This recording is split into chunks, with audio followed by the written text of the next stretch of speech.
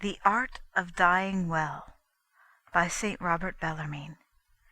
Chapter 14. The 14th precept, on the Sacrament of Holy Orders. The two sacraments which follow, and which require a brief explanation, do not regard all Christians. One relates to clerics, and the other, matrimony, to laics, lay people. We will not enter upon all the points which might be mentioned concerning holy orders, but only speak of those matters which are necessary for a good life and a happy death.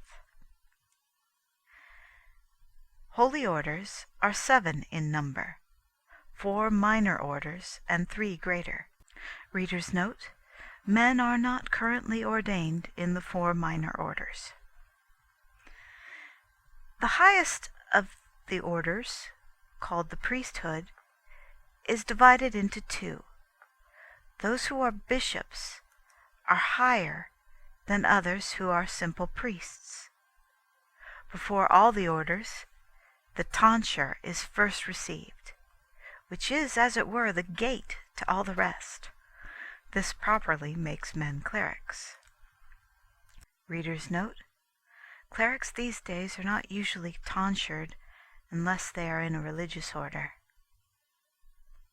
And since what is required from clerics, in order that they may lead a good and religious life, is with greater reason required of those who have received minor orders, and especially the priesthood or the episcopacy, therefore I shall be content with considering those duties that relate to clerics. 2 points seem to require explanation. First, the ceremony by which the clerics are made, and, secondly, the office they have to discharge in the Church. The ceremony as it is described in the Pontifical consists in, first, cutting the hair of the head, by which rite is signified the laying aside of all vain and superfluous desires, such as thoughts and desires of temporal goods, riches, honors, and pleasures, and others of the same nature. And at the same time those whose hair is being cut are required to repeat the 5th verse of the 15th Psalm. The Lord is the portion of my inheritance and my cup. It is thou that will restore my inheritance to me. Then the bishop orders a white surplice to be brought, which he puts on the cleric, saying these words of the apostle to the Ephesians: "Put on the new man, who according to God is created in justice and holiness of truth." Chapter 4, verse 24. There is no particular office appointed for a cleric, but it is customary for him to serve the priest at his private mass. Let us now consider what degree of perfection is required in a cleric, and if so much is required of him, how much in an acolyte, subdeacon, deacon, priest, and bishop. I am horrified to think how many priests scarcely possess what is strictly required in a simple cleric. He is exhorted to cast away all idle thoughts and desires which belong only to men of the world, that is, to men who are of the world, who are continually thinking of worldly things. The good cleric is exhorted to seek for no other inheritance than God, that he alone may be the portion of his inheritance, and the cleric may be truly said to be the portion and inheritance of God alone. Oh, how high is the clerical state, which renounces the whole world that it may possess God alone, and may in return be possessed by God alone. This is the meaning of the words of the psalmist: "The Lord is the portion of my inheritance and of my cup." That is said to be the portion of inheritance which in the division of property among relations falls to the share of each one. Wherefore the sense of the word is not that the cleric wishes to take God as a portion of his inheritance, and to make worldly riches another portion, but that from the bottom of his heart he desires to transfer to his good God his whole inheritance, that is, whatever may belong to him in this world. Between cup and inheritance there seems to be this difference, that a cup relates to pleasures and delights, and inheritance to riches and honors. Wherefore the general sense is this: O Lord my God, from this time, whatever riches or pleasures or other temporal goods I can hope for in this world, I desire to possess all in Thee alone. Thou alone art sufficient for me. And since he cannot have an abundance of spiritual good things here on earth, therefore the cleric continues praying, It is Thou that wilt restore my inheritance to me. What I have despised and rejected for Thee, or given to the poor, or forgiven to my debtors, Thou wilt faithfully preserve for me, and restore to me in due season, not in corruptible gold, but in Thyself, who art the inexhaustible fountain of all good. But lest anyone should doubt my words, I will add 2 authorities much greater than mine, without any exception, viz., St. Jerome and St. Bernard. St. Jerome, in his epistle to Nepotianus, speaking on a clerical life, thus writes, Let a cleric who serves the Church of Christ first explain his name, and its definition being known, he must endeavor to be what it is called. The Greek is kleros, and in Latin source, which means inheritance. Wherefore they are called clerics, either because they are chosen by the Lord, or because the Lord is their inheritance. But he who hath the Lord for his inheritance ought so to conduct himself that he may possess the Lord and be possessed by him. And he that possesses the Lord and says with the prophet, The Lord is my portion, can possess nothing out of God.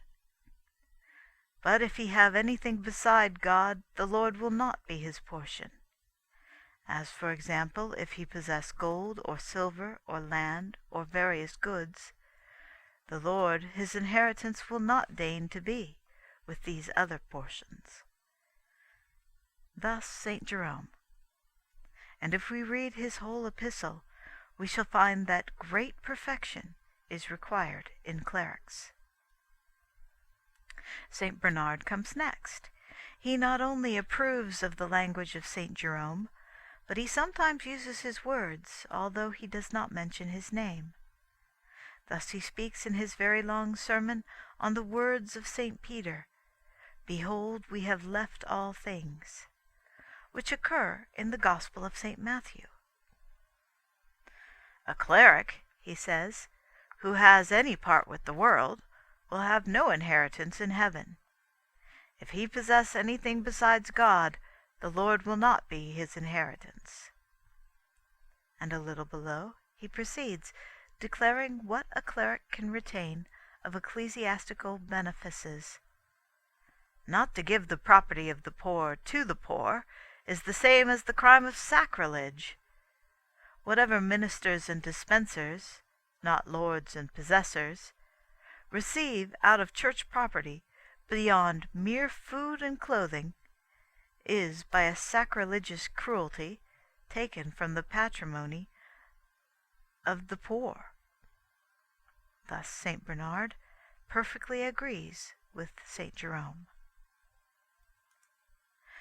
The ceremony of putting on a white surplice follows, with these words of the Apostle, "Put on the new man, who according to God is created in justice and holiness of truth." It is not sufficient for clerics not to be in love with riches. Their life must also be innocent and without stain, because they are dedicated to the ministry of the altar, on which is immolated the Lamb without spot. Now, to put on the new man means nothing else than to cast off the ways of the old Adam, who has corrupted his way, and to put on the new Adam, that is, Christ, who being born of the Blessed Virgin pointed out a new way in justice and holiness of truth, which means not only in moral justice, but also in the most perfect and supernatural holiness, such as Christ showed himself to us. According to St. Peter, he did no sin, neither was guile found in his mouth. 1 Peter chapter 2, verse 22. Would that many clerics were to be found now, who, clothed in their white surplice, might show it in their life and manners. Finally, another office of clerics is to assist with devotion, reverence, and attention at the divine sacrifice, in which the Lamb of God is daily sacrificed.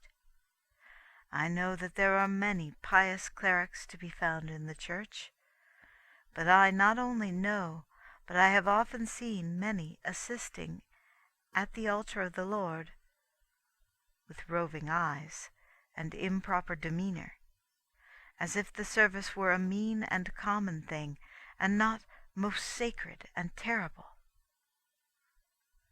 And perhaps the cleric is not so much to blame as the priest himself, who sometimes says Mass in such a hurried manner and with so little devotion as to seem not to be aware of what he is doing. Let such hear what St. Chrysostom says on this matter.